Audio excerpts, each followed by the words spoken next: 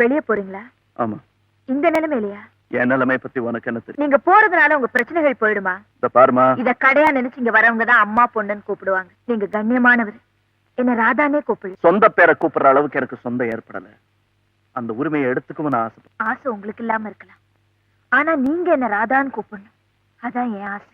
எந்த உரிமையில இப்படி அழுத்தமா கேக்குற? இங்க வரவனுங்க எல்லாம் பாவி, அதுல ஒரு புண்ணியவான பாக்குறனே, அதான் காரணம். உங்களை பத்தி எல்லா விஷயமும் தெரியும். என்ன தெரியும்? நீங்க சாவோட போராடிட்டு இருக்க மனுஷன்.